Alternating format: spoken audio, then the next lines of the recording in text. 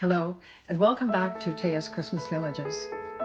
Up till now, I've been doing a lot of work with styrofoam making dungeon tiles, and that's going to form the base of my new Christmas village in 2025, at the end of this year. The dungeon tiles were previously made from the purple styrofoam, which is a ½ inch thick, and in this coloring system. I would paint it black, add a few colored tiles to it, different colors, and then dry brush it over with gray and white. So it's basically a black and white dungeon tile. Since then, I've found many other YouTubers who are much better at this than I am, and have a lot more better ideas.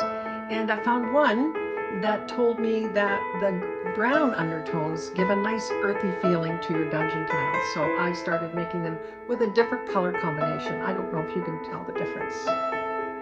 This is the old black and white one, and this has got brown undertones. It looks a little different.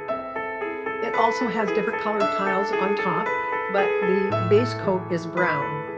And then you also add tan colors to the washes and the dry brushing and so on. So it gives a little bit, it's hard to tell on video, but when it's lying down on the diorama, you're going to be able to see the difference. You can mix and match these, which is great. I can put them together. It doesn't make a big deal difference, but it is a slightly different look, and I do like that. I'm going to be using the brown and the tans more often in other projects as well. In the meantime, I've also gotten another roller for my grandson, which is thrilling, which is a brick pattern.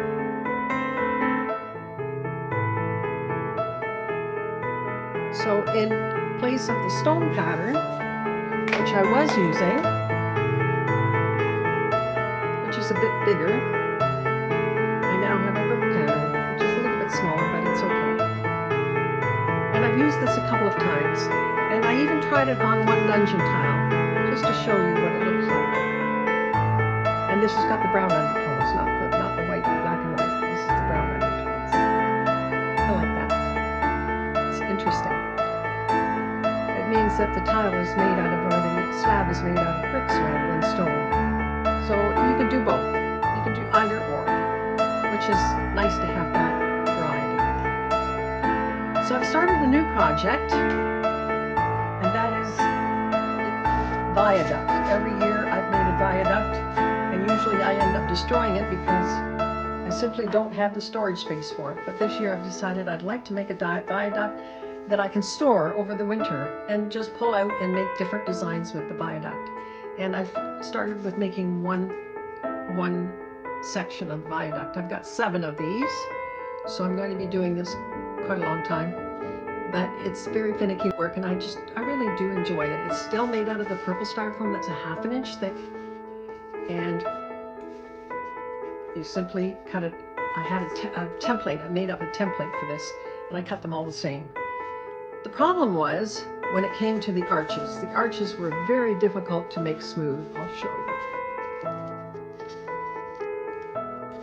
You see that the arches are quite rough. And I'm not really that happy with that. So trying to solve the problem was the issue. There are several ways that I can take care of that. And the first thing I thought of was just making a plaster of Paris out of some plaster of Paris powder, adding water, mixing it up, maybe putting a little Mod Podge in it, who knows, or glue, but in any case using the powder. But plaster of Paris is very, very messy. When you're using this, you get it all over yourself and all over the floor and all over the counter and all over. It's just a really messy solution to the issue. I've used plaster cloths before, which is a little neater, but it still leaves with a lot of mess. And I find that when it gets on the floor, it's very hard to get off, and you're forever on your knees on the floor, which is something I can't really do anymore. So I've kind of put this on the back burner. I don't think I'm going to be using it. The other thing is, when this gets hard on your project, you can't draw on it like this. You can't give it this pattern. And I love this pattern. This pattern is what makes the viaduct look so good. Now, the top part is an extra piece that I cut out. I cut out all the pattern pieces, but then I wanted it looks a bit like a fireplace, doesn't it?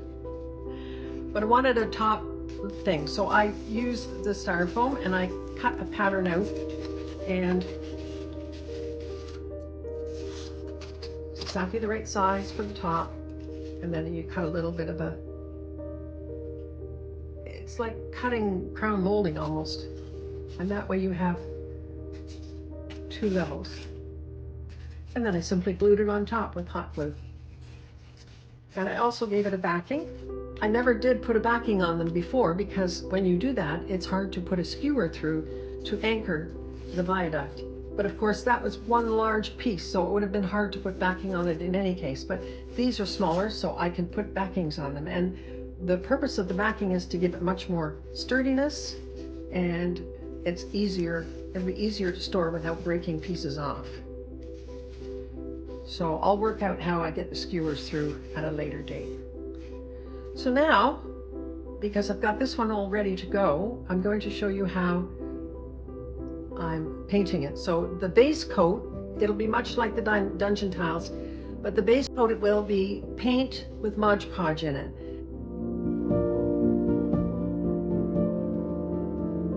Black paint with Mod Podge, and the reason why I use that is because it hardens to a glossy finish and it makes it much sturdier. It's not just paint that soaks into the styrofoam, it's also got Mod Podge in it so that it gives it some more structure. That's also something I realized from another YouTuber. I'm forever researching new techniques or other techniques that I'm used to using. Like to learn, even in my old age, I like to learn. So we'll be doing that first, and then we'll be going ahead and painting various bricks, different colors, and then doing another paint coat over top, and then a dry brush or a wash. We'll see how this all turns out. Let me show you all the other pieces that I've cut out. Here are all the other pieces, and they all have the same issue. The curve is quite rough. But I'm hoping that once everything is patterned and finished and painted, that curve won't be as noticeable. I have no real good way of solving that issue yet. So here they are. There's 6 more that I need to do. I need to put the top on, I need to carve it all out, and then start painting. So stay tuned.